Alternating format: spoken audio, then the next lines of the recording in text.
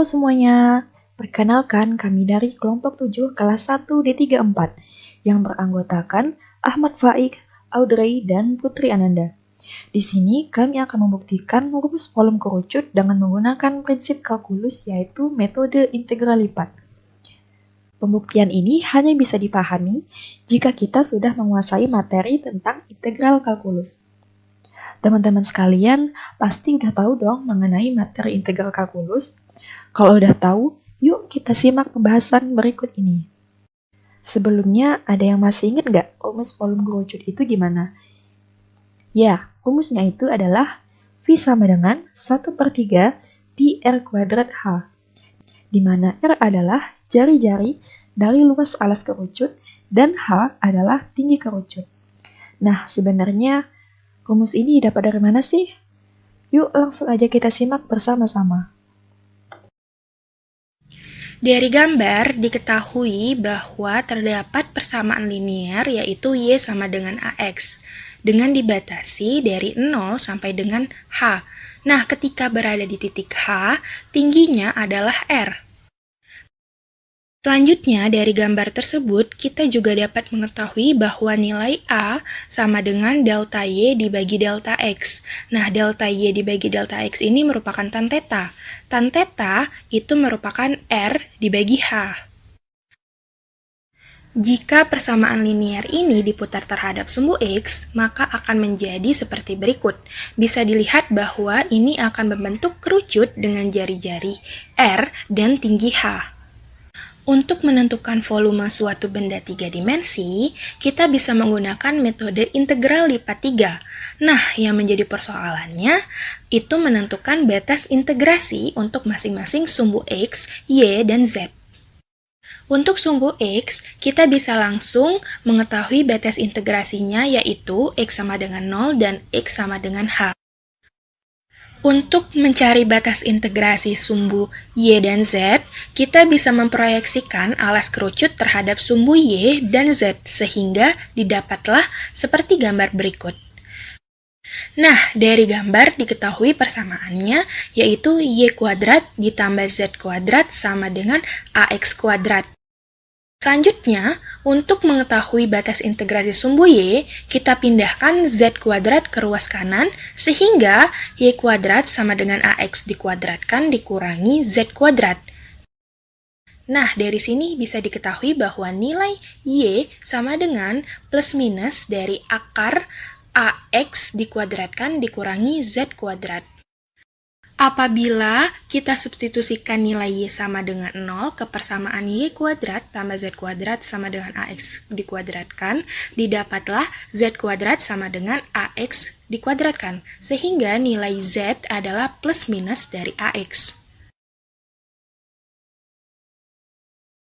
Setelah mengetahui batas integrasinya, maka kita dapat menghitung volume kerucut dengan cara sebagai berikut. Volumenya adalah integral lipat 3 dari fungsi Y, ZX dengan batas 0 sampai H untuk variabel X, min AX sampai AX untuk variabel Z, dan min akar AX dikuadratkan dikurangi Z kuadrat sampai akar AX dikuadratkan dikurangi Z kuadrat untuk variabel Y. Nah, kenapa kita mengintegralkan terhadap Y dulu? Itu karena batas integrasi Y mengandung variabel X dan Z. Jadi untuk lebih memudahkan, kita mengintegralkan dulu terhadap Y, baru Z, baru X. Setelah mengintegralkan terhadap Y, maka didapatlah hasil sebagai berikut.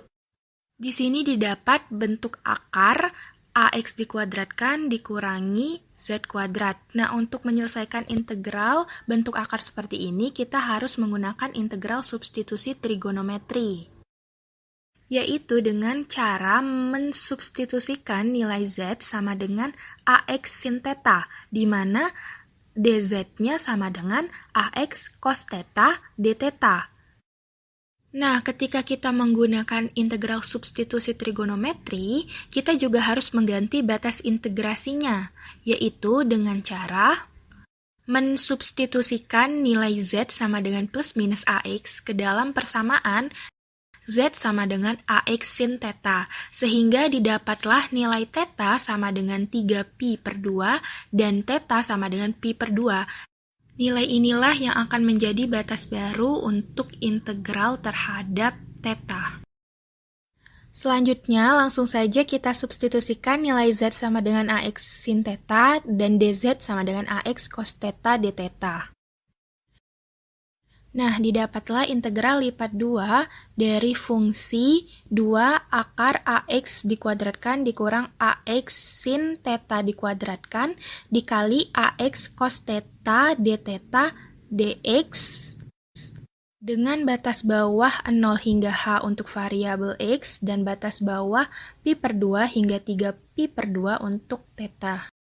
Dengan identitas trigonometri bahwa nilai sin kuadrat theta ditambah cos kuadrat theta sama dengan 1, maka nilai dari 1 dikurang sin kuadrat theta adalah cos kuadrat theta.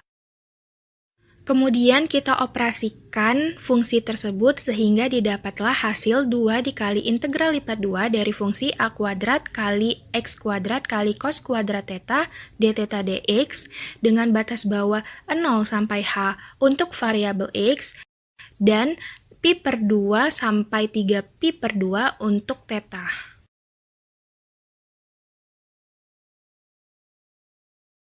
Kemudian integral dari x kuadrat dikali cos 2 theta ditambah 1 terhadap theta adalah x kuadrat dibagi 2 sin 2 theta ditambah x kuadrat theta dengan batas bawah pi per 2 dan batas atas 3 pi per 2. Ingat bahwa nilai sin 2 theta adalah 2 sin theta cos theta, sehingga bisa kita tulis sebagai berikut, yaitu x kuadrat sin theta cos theta ditambah x kuadrat theta. Langkah selanjutnya kita substitusikan batas atas 3 pi per 2 dan batas bawahnya pi per 2. Setelah dikurangi, didapatlah hasil a kuadrat dikali integral dari x kuadrat pi dx dengan batas bawah 0 sampai h. Integral dari x kuadrat adalah x pangkat 3 per 3 dengan batas bawah 0 sampai h. Kemudian kita substitusikan batas bawah dan batas atasnya sehingga didapatlah hasil 1 per 3 dikali a kuadrat pi dikali h pangkat 3.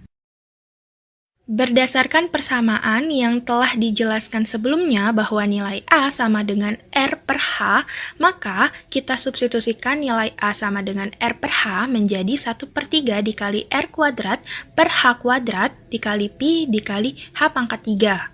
H pangkat 3 dibagi H pangkat 2 adalah H, sehingga didapatlah nilai akhirnya adalah 1 per 3 pi dikali R kuadrat dikali H. Nah, dari pembahasan yang sudah kita lakukan, sekarang sudah paham kan rumus volume kerucut itu didapat dari mana? Karena pembahasan telah selesai, saya dan teman-teman ingin pamit undur diri ya. Semoga pembahasan ini dapat membantu teman-teman dalam memahami rumus volume kerucut dengan prinsip integral. Terima kasih atas perhatiannya. Semoga video ini bermanfaat.